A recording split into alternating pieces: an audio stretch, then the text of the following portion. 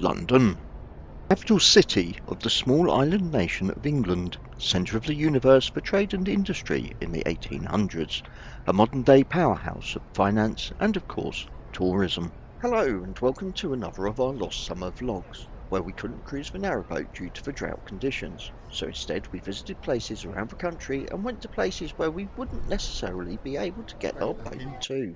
You join us at the Tower Bridge experience. Here we are 43 metres above the River Thames in one of the walkways that span the gap between the bridge's two towers. Here's a fascinating fact. Whilst works are carried out on the bridge, by law, a bundle of hay must be suspended from the bridge as a warning to river traffic that there is less room for it to pass under the bridge than normal. See what you was actually watching. I don't know if you get the reflection on your camera, but how they... Oh, how they put the floor in for... Yeah.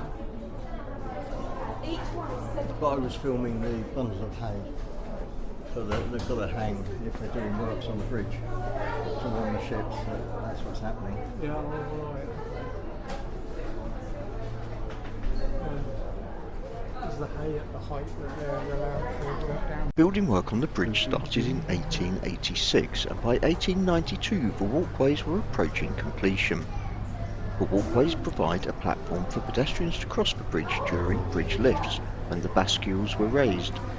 They also house the suspension cable that supports the full length of Tower Bridge. Looking east, we can see the skyscrapers at Docklands and Canary Wharf.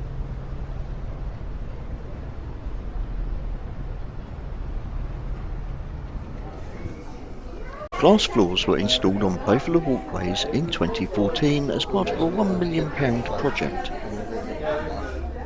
It is a unique view of pedestrians and of both the road and the river traffic. I am wondering now if I should have given a warning about being so high up before I stepped onto... Never mind.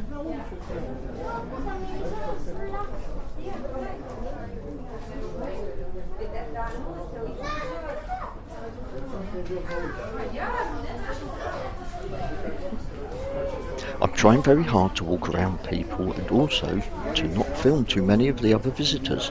It's quite busy up here, and this is an Instagrammer's dream location.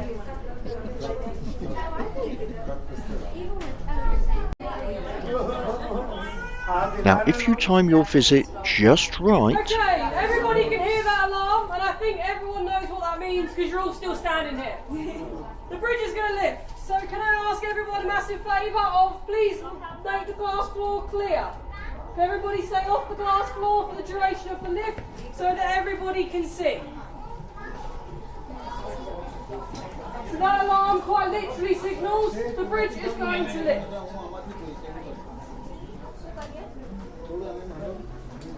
And what is going to happen now is that the red traffic lights are now on. The road traffic has stopped. The pedestrians are now being cleared and being told, get off the bridge. The bridge is lifting. So as you can see, everyone is now scattering and they're being hurried by the people in the high vis to get behind the gates. As the blue gates are closing, you will see first of all, under each tower, the big blue gates closing for the traffic. They will close first. And then each side, there are 4 pedestrian gates, 1 on each corner. They will shut once everybody is behind them. Yeah. I believe that one is, isn't it? Yes.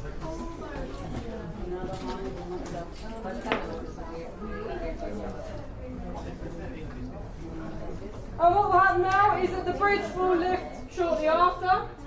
I will warn you now, don't get too excited. The boat coming through is called Dutch Master. If anybody has seen Dutch Master, you will know it is small. It's not very tall at all. It's just about tall enough for us to lift. So this lift will be extremely quick because we'll probably lift a very small amount of degrees. So please don't expect us to go all the way up to 86. It ain't gonna happen. You'll be lucky to get 6. So, general information. If you are facing me, hello. Hello. On your right is the south. On your left is the north. If you are in line with me, On your right is the north, and on your left is the south. This way, behind you is the south, in front of you is the north. This side, behind you is the north, and in front of you is the south.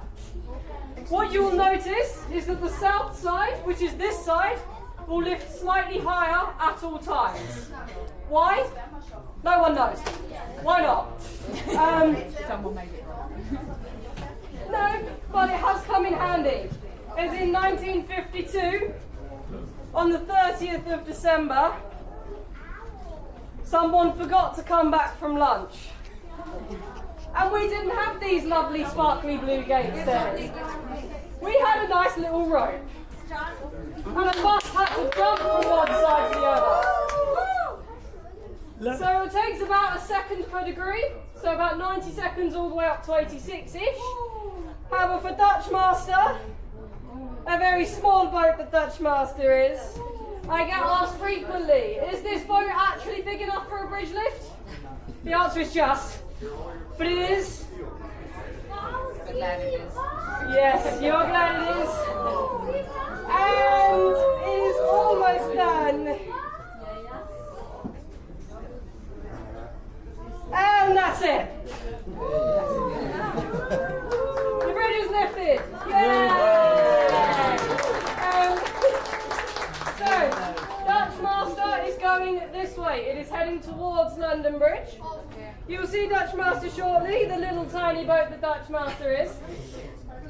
Now, we will lift 364 days of the year.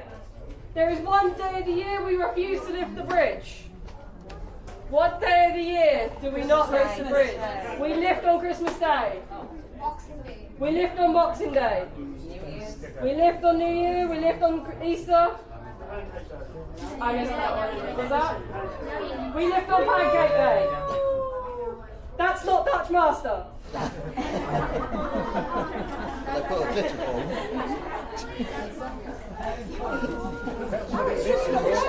Let's go down. There it is. It's Dutch Master. It looks like an Uber boat to me. I haven't got my glasses on. There is Dutch Master, as you can see, just about big enough. And now we close very quickly. So when it closes, you might hear a slight boom. That's just the magnets and nose bolts sliding back together and securing the bridge.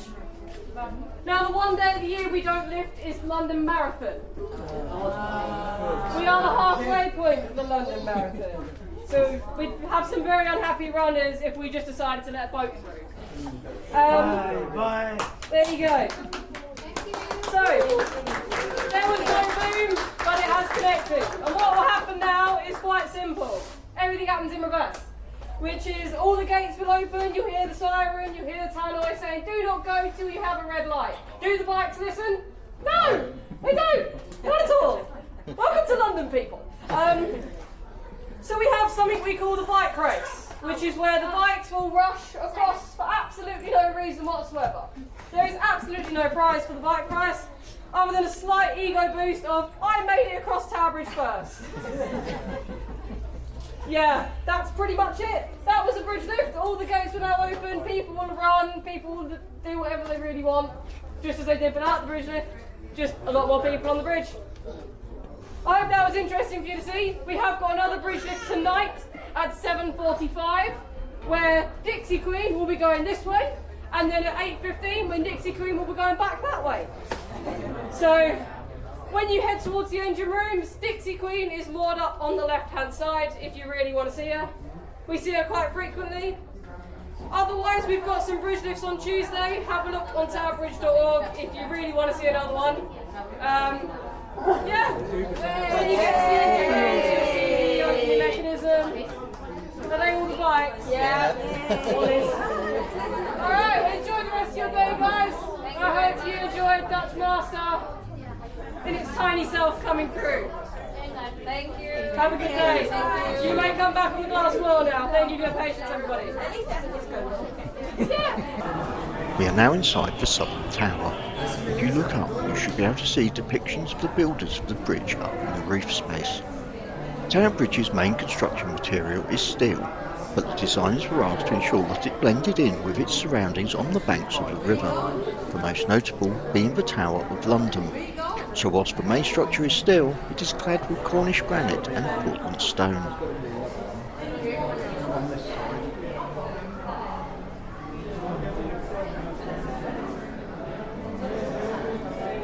Yep.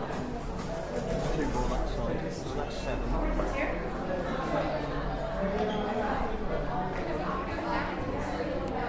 The walkways were used from when the bridge opened to the public in 1894 to 1910, when they were closed due to lack of use.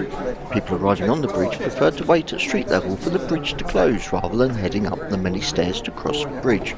Here we are, walking down the stairs of the Southern Tower.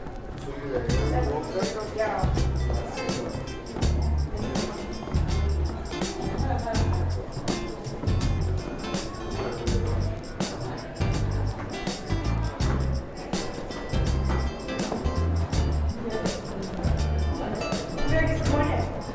That's not what I pictured it to me. I thought people like to walk across the bridge like on the outside.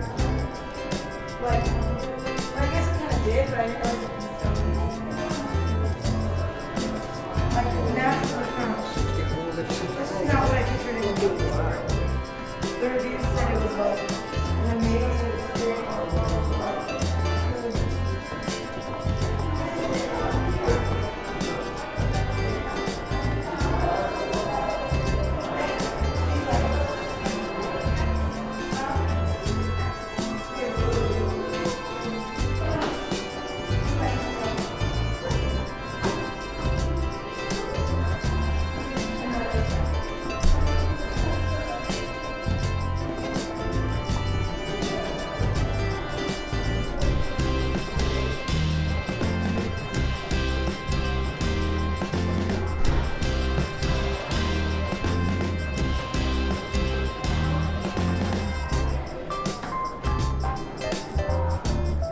We service it very often.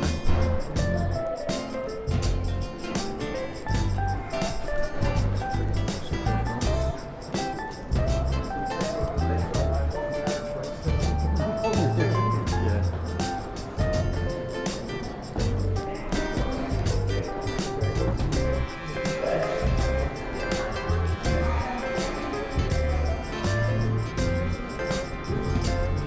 Need to speak to that window cleaner.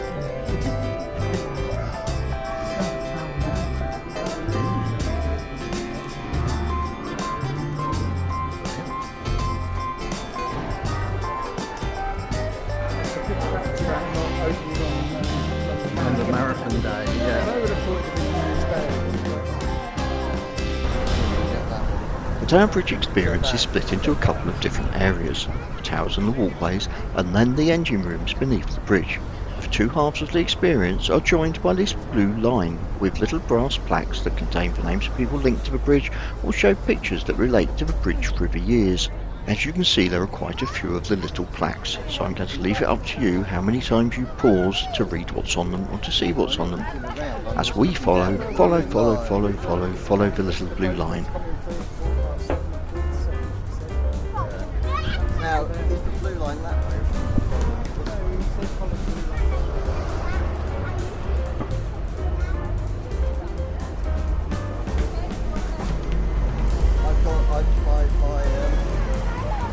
My direction was lost there, because I thought we were heading back north, we're not, we're heading south. It's come down the south tower and the bridge keeps going.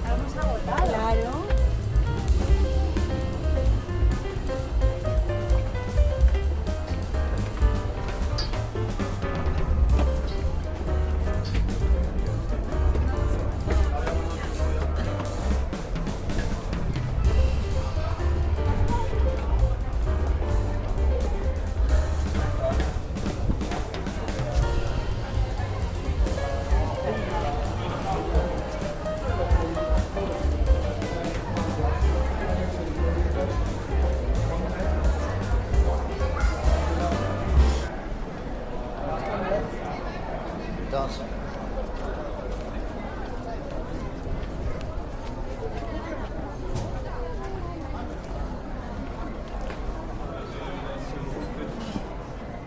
Earlier in this vlog we watched as Tower Bridge's bascules raised and lowered. This was controlled by an electric motor. However, before 1976 the process was powered by water and steam. This steam and hydraulic system was a marvel of Victorian engineering, allowing Tower Bridge to open for ships passing through to the Port of London. The original process began here with the boilers, where coal fires heated water to produce steam. The boiler room was, as I'm sure you can imagine, extremely hot and needed workers to constantly feed coal and top up the water. Stan the stoker used to shovel 20 tons of coal into the boilers every week. The gauges at the top of the boilers measured the energy levels. If the pressure got too high, there was a risk of the boilers exploding. A lift, Yeah. as in what was required to get it to actually open and function. 20 tons of coal a week. There's a lot of canal barges bringing it down, isn't it? Yeah.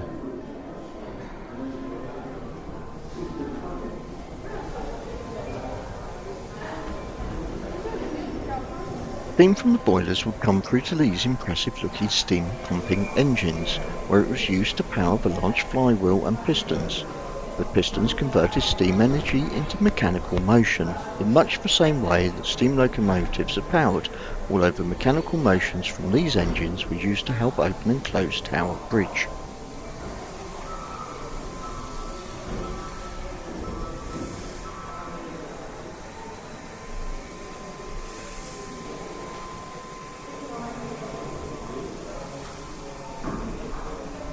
These engines were in use for 82 years, from when the bridge was first opened in 1894 right up until 1976.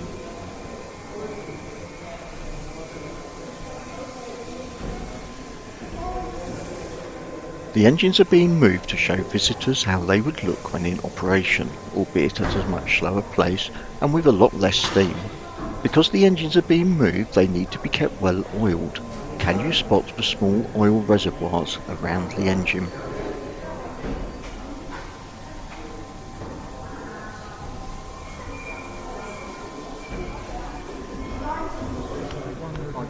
Yeah.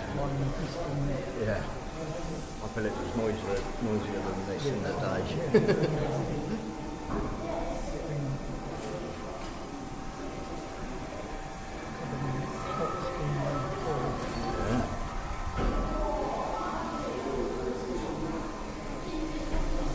See all the grace and the room and at the top and then coming through the feet.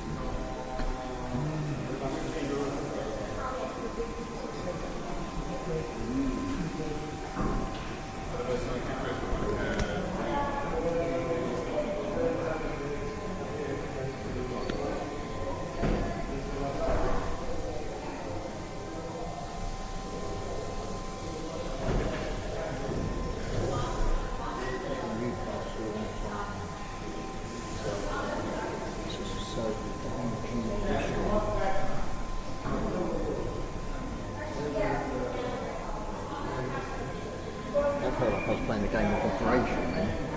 The engineer William Armstrong designed and had these engines built, and they are this wonderful green colour because these were the colours from the Armstrong family crest.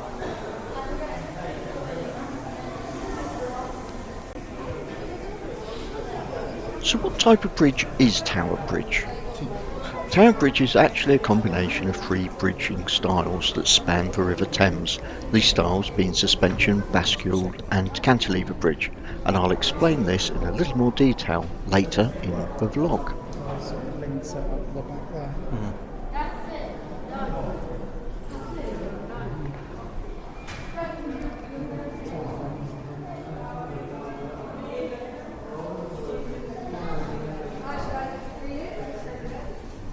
Before 1940, there were up to 30 levels of the English routes every day.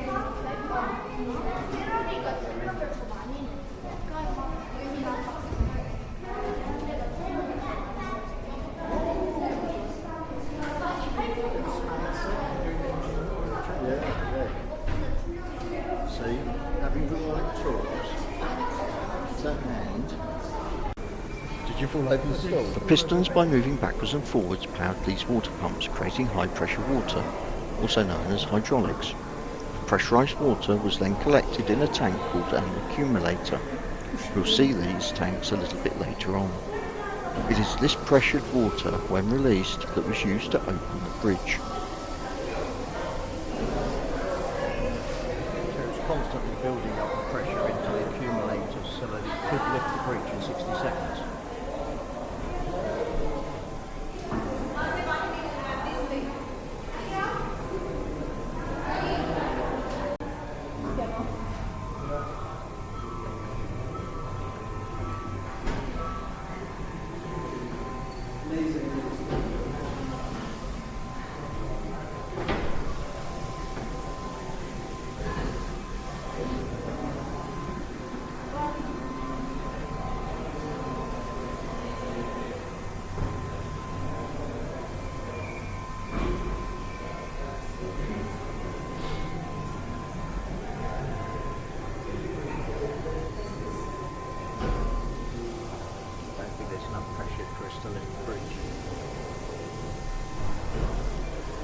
Chains and pillars around you. Well, it's all part of the lifting mechanism, isn't I it? know, but look at the angle. I know. To fit on the barrel. Yeah.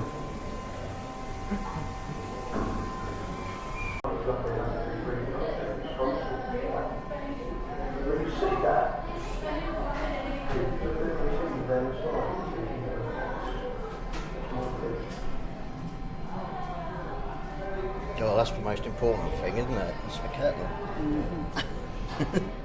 And of course the kettle Don't forget helped to the keep the kettle. workers lubricated with tea. Lots of oil, lots of grease, lots of...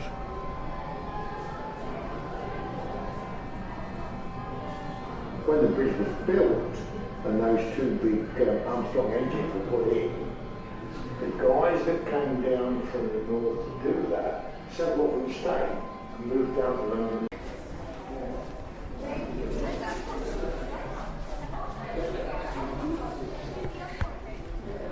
These are two of the 6 accumulators that were used to raise the bridge.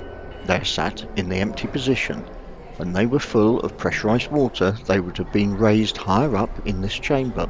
As the pressure was released, they would sink down to this position, having pushed the water out of the tanks into pipes below us, raising the bascules so ships could pass into the Pool of London to be unloaded or loaded with goods.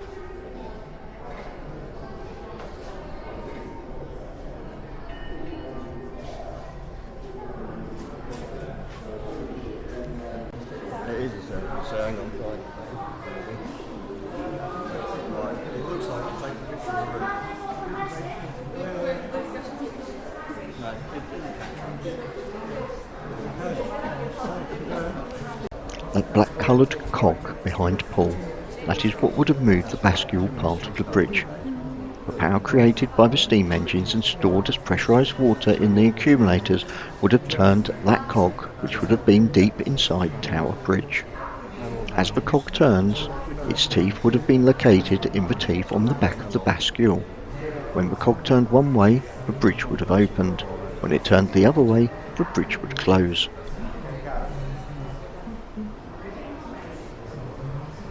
A small but mighty cog. He's got CCTV so you can see that people actually stopped. There's his joystick. Ah, I think it is.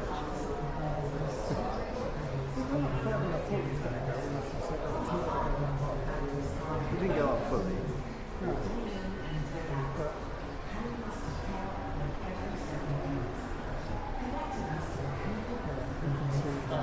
Yeah. Yeah. I mentioned earlier I would attempt to explain the 3 types of bridge building techniques that were used to create Tower Bridge.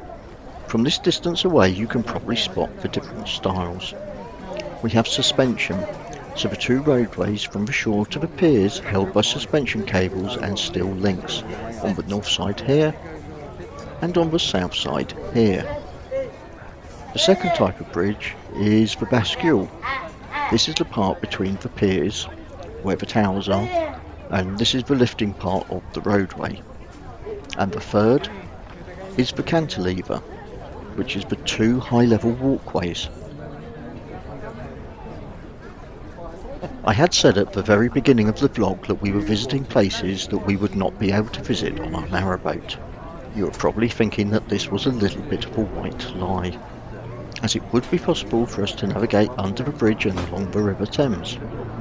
We wouldn't have been able to moor up here and to visit Tower Bridge, and I wouldn't want to try to get the boat up the 206 steps in one of the towers and across the walkway.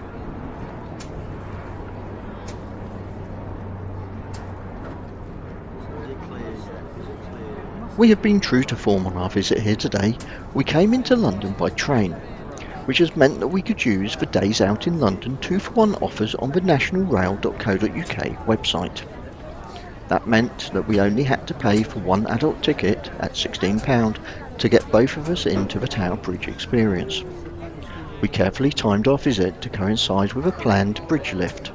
You can check the towerbridge.org.uk website for information about when Tower Bridge will be lifting.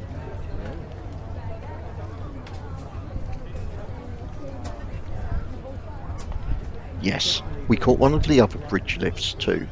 The paddle steamer Gypsie Queen will be coming under the bridge in just a moment.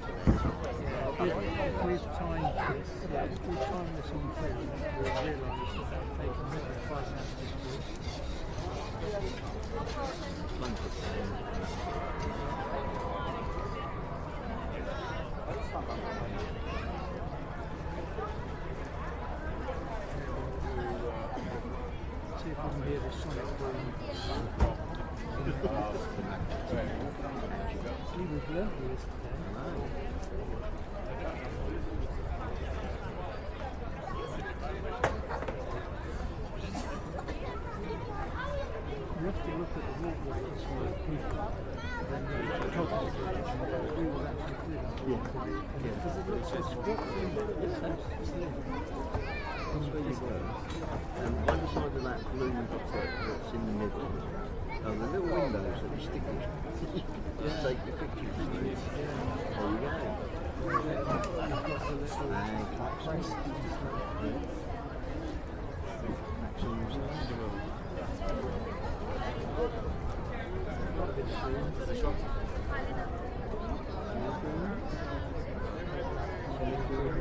Thank you for joining us as we experienced the magnificent Tower Bridge. We hope you liked your visit. If you did, don't forget to go and see it all for yourselves, as there's a lot more to see, learn and do. If you have got this far and you've enjoyed this vlog, please do like and subscribe to our channel. Every subscription helps, so they say.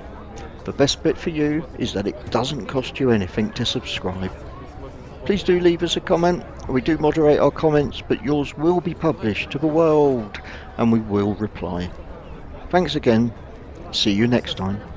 Bye.